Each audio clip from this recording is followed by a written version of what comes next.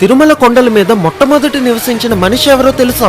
1000 ఏళ్ల క్రితమే స్వామివారికి అభిషేకం చేయడం కోసం 8 కిలోమీటర్ల పాటు నడుచుకుంటూ వెళ్లి పాప వినాశనం నుంచి నీళ్లను తెచ్చేవాడు తిరుమల నంబి. అలా ఒక రోజు నీళ్లను తెస్తున్నప్పుడు ఒక వేటగాడు వచ్చి బాగా దాహం వేస్తుంది, నీళ్లను ఇవ్వమని అడుగుతాడు. కానీ ఇవి స్వామివారి అభిషేకంకి తీసుకువెళ్తున్నాను అని ఇవ్వకుండా వెళ్ళిపోతాడు. దాంతో ఆ వేటగాడు తన వెనకే వెళ్తూ బాణంతో ఆ కుండకి కన్నం పెట్టి దాని నుంచి వచ్చిన నీళ్లని తాగుతాడు. అయితే గుడి దగ్గరికి వచ్చినప్పటికీ నీళ్లు లేవని చూసుకొని నంబి చాలా బాధపడుతూ ఉంటాడు. దాంతో ఆ వేటగాడు పక్కనే ఉన్న ఒక కొండ మీదకి తన బాణాన్ని వేసి ఒక జలపాతాన్ని తెప్పిస్తాడు. ఇంకా ఇప్పటి నుంచి స్వామివారి అభిషేకానికి కావలసిన నీళ్లని ఇక్కడి నుంచే తీసుకురా అని చెప్పి మాయమైపోతాడు. ఆ జలపాతమే ఇప్పటికీ ఉన్న ఆకాశగంగ. అయితే వేటగాడి రూపంలో వచ్చింది స్వయంగా వెంకటేశ్వర స్వామి. ఇంకా ఆ నీళ్లు తీసుకువచ్చిన తిరుమల నంబి ఆ గుడి పక్కన ఒక చిన్న ఇల్లుని కట్టుకొని మొట్టమొదటి తిరుమల నివాసి అయ్యాడు. మీకు తిరుమల దర్శనం ఎన్ని గంటలు పట్టిందో కామెంట్ చేసి అందరూ చెప్పండి. గోవిందా గోవిందా.